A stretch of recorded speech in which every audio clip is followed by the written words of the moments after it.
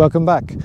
It's almost 2 months since I bought the Tesla Model 3 long range, and in this video I'm going to show you the things I like about it and the things that I think they could improve. I've done about 4,600 miles, so I feel a little bit more confident on reviewing it. I reviewed it after 2 weeks, you can see the video here, and I hadn't done many miles on it, still getting used to the car. So today is a really good opportunity, having had it for almost 2 months now, as to what I think of the car and some of the aspects I really like. So stay tuned. If you've not subscribed, please click the link below to subscribe to the channel to get more video content. So let's get straight into the video.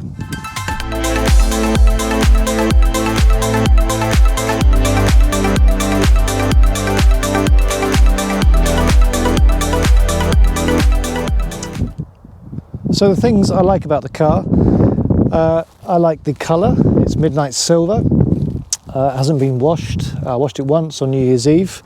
There's a video I'll put in the link to see how I washed it. I like the way it looks. I think it looks really futuristic.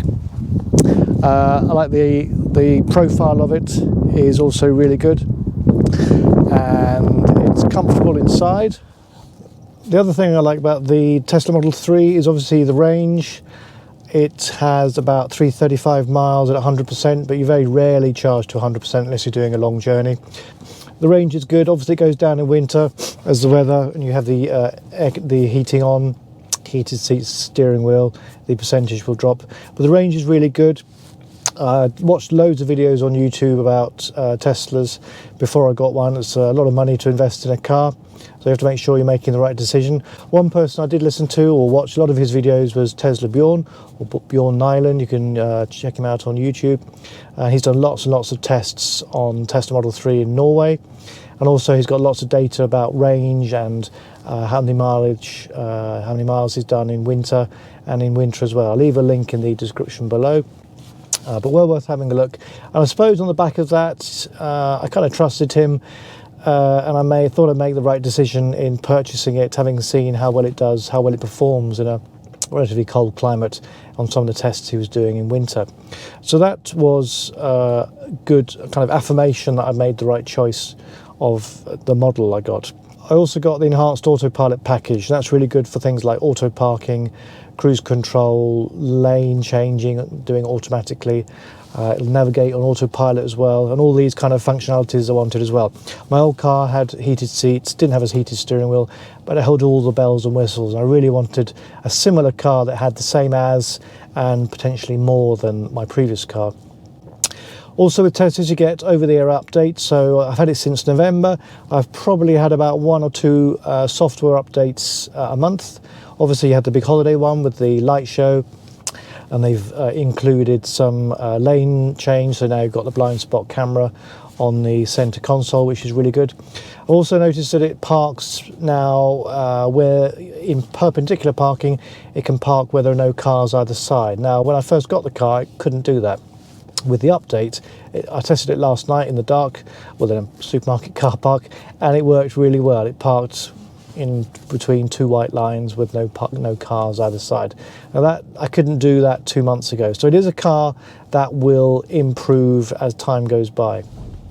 So with these over-the-air software updates, they do enhance a lot of the driver features. Some of them are kind of hidden, so it tends to be battery management systems or improvements in that. So they've just done a sort of a update on the cold management system, or how the battery manages the cold weather more accurately. So that's good.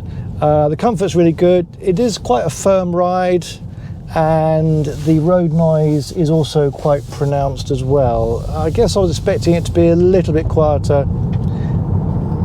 I mean, this is a fairly rough asphalt road. You can probably hear it in the background. If they could do an improvement, it would be to dampen the cabin sound. This is just road noise and wind noise.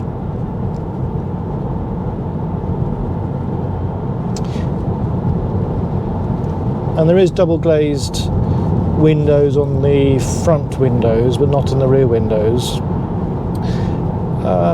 I think if you can manage an iPhone, you'll be fine with a Tesla. I always think it's like an iPhone with wheels. It's relatively easy to find where things are. They have changed it's version 11, the way things are on the center console, so they've moved some features around. But I think if you're investing in a car, you know it's a technical car. It's, you know, has a lot of technology, a lot of features.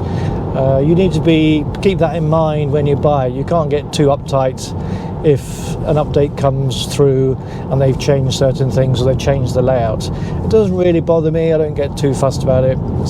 You can soon work it out where things are. It's not that difficult. It's the same with an iPhone. You know, they give out updates on that, and you know, okay, if you soon get used to how it works again. I don't feel I've had to unlearn what I've learnt when I first got the car. Just kind of go with it. You're buying a car which has a lot of tech in. If you're not able to cope with the change, it's probably not the right car for you. So the range is good. The ride is firm. I love the tech. I love the speed. I haven't gone for the acceleration boost, but coming off junctions and pulling out from kind of dodgy junctions where you can't see much traffic coming ahead, you need to come out quickly. The acceleration is there and it's great. In the future, yes, I might get the acceleration boost. In the UK, I think it's £1,500, but for half a second's worth of speed, I don't know. At the moment, I can live without it. I'm on the premium connectivity, so it's £9.99 a month. You get a year's free when you first get the car, and it's pretty good. I probably will continue paying for that. I think it's great. I love the fact that obviously it's an electric car. I've been charging up at pod points at the local supermarkets, and also I'm still on the UMC, that's the 3-pin plug cable at home whilst we're waiting to move house. It's been absolutely fine. I've never found myself or never found the car not had enough range after being charged. I've always had plenty in there to go places, and it's great. And there's a good test in winter.